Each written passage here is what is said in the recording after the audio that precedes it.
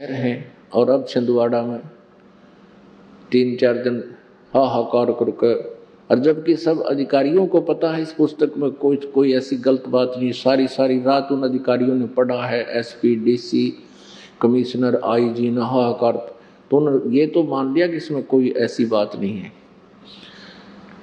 लेकिन दबाव में आकर झूठा केस बना के हमारे बच्चों को जेल भेज दिया। अब इसके पीछे हम नाराज नहीं होते इनसे, हमें मालूम है हम अपने स्वभाव को नहीं छोड़ सकते। जैसे एक संत नाव था दरिया में, साधु भक्त, बिच्छू आ गया डूबता हुआ और वो डूबे और उसने नीचे हाथ दिया पानी में, उसको निकालना चाहा, उसने डंक मारा, डंक मारती हाथ ऐसे दर्द हुआ, उसने नीचे छोड़ दिया, वो फिर डूबने लगा, उसको फिर उठाया, फिर डंक मारा, फिर उठाया, फिर डंक मारा, आखिर में उसने हिम्मत सी करके उसको पकड़ के यूं बाहर फेंक दिया जल समेत।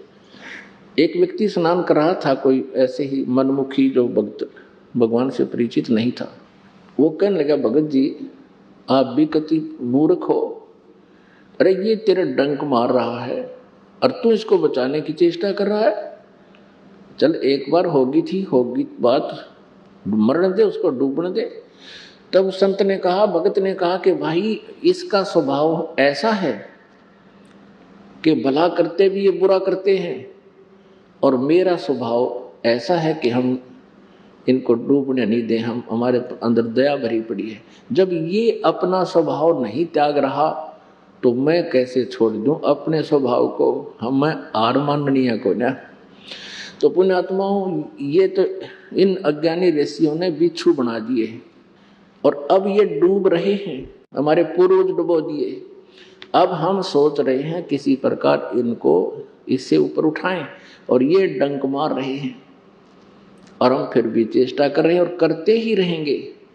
कभी तो ये बाहर पड़ेंगे जाकर, कभी तो आंखें खुलेंगी इन बोली आत्माओं की, फिर रोया करेंगे बैठकर, हमने जुल्म कर दिया अपने भाइयों और बहनों के साथ, ऐसा जुल्म किया।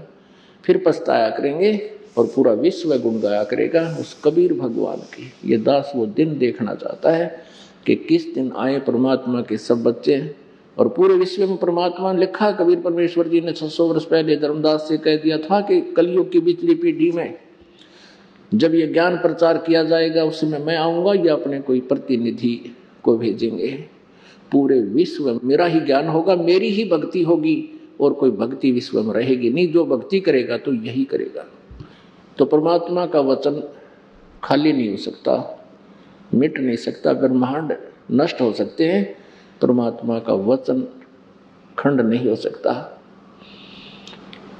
उस दिन की अब शीघ्र ही आने वाला है, ऐसा लगता है। परमात्मा के बच्चे कितने जागरूक हो गए। 10वें दिन समागम होता है, आना जाने वालों की कितनी भीड़ लगने लगी है। और वो नकली तो 6 महीना में एक बार करें, वो सारे इकट्ठे हो जाए, सोचो पता नहीं कितने का आगे। अब यहाँ बेचारे अपना टाइम सा निकाल कर आते हैं। एक समागम में कुछ परिवार के सदस्य आते हैं, दूसरे में कुछ आते हैं, तीसरे में ऐसे अपना सत्संग सुनते रहते हैं और काल के उसको लून भी खींच रहे हैं। तो इस प्रकार अब वो दिन ऐसा लगता है शायद शीघ्र ही आ जाए और सभी सुखी होंगे, पूरे विश्व में शांति होगी। ये हाहाकार मच रही, जजों के बारे में भी ये हाहाकार मच रही है कि कुछ जज भी भ्रष्ट हो गए। बता फिर कहाँ रह गया ये संसार में। इन जनता और राजनेताओं का पीड़ित किया हुआ व्यक्ति कोर्ट की शरण में जाता है और वहाँ कोई किसी भ्रष्ट जज का चढ़ जाए तो वो उसका नाश कर देता है। तो ये माया के लिए पैसे की आग लगी सबका, दीन धर्म खत्म होने लगे। तो फिर क्या होगा कि ये हवस खत्म हो जाएगी।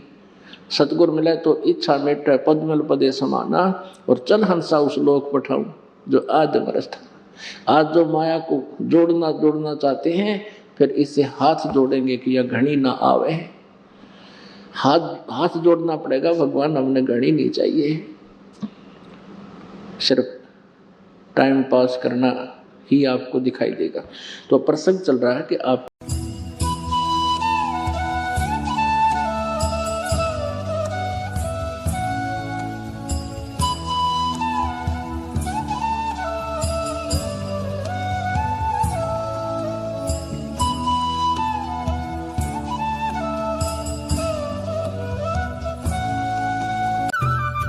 है।